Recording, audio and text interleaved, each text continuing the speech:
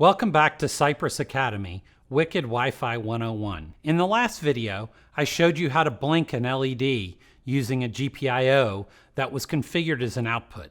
In this video, I will monitor the state of a button on the kit using it as an input. I will also connect the input to an interrupt. This time, instead of creating a project from scratch, I will start by just copying the project from the last video to a new name. The steps to do this are as follows. Number 1, right-click on the O2_blink LED folder and select Copy. Then right-click on the O2 chapter folder and select Paste.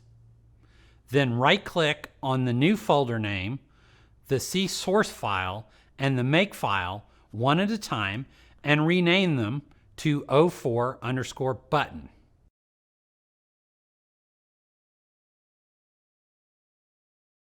Then open O4_button.mk, update the application name and the C source file name to match your new project name.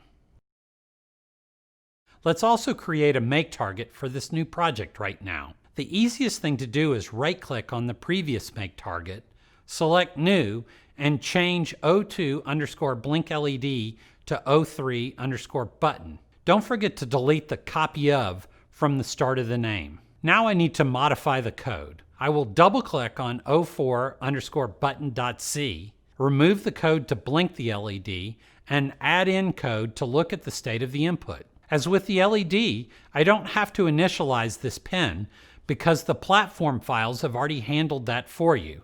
If I did need to, I would configure the pin as an input_pull_up. In the main loop, I will just look at the state of the button and either turn the LED on or off, depending on the button. So, that's cool. The button is controlling the LED. What if I wanted the button to toggle the LED? A simple way to do that is with an interrupt. First, I will copy this new project to a new one called O5_interrupt.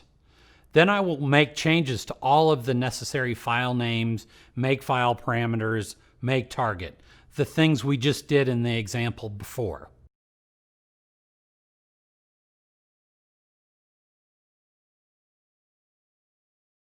Then I will update the code in O5_interrupt to look like this.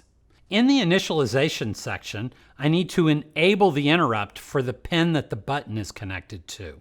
I will make it a falling edge interrupt. Remember, if you right-click on it and select Open Declaration, you can see the other options for the interrupt. I need an interrupt service routine that will be called when the interrupt occurs. All it will do is just toggle the state of the LED. Notice that there is no loop inside of application start because there's nothing for it to do. In this case, the application_start thread will just exit once the interrupt is started. We'll talk more about threads in the RTOS videos coming up in Chapter 3.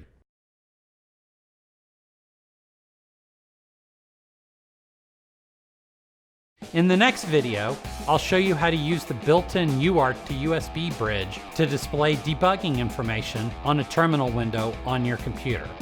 Remember, you can post your comments and questions in our Wi-Fi developer community, or, as always, you're welcome to email me at alan_hawes@cypress.com or tweet me at AskIoTExpert. Thank you.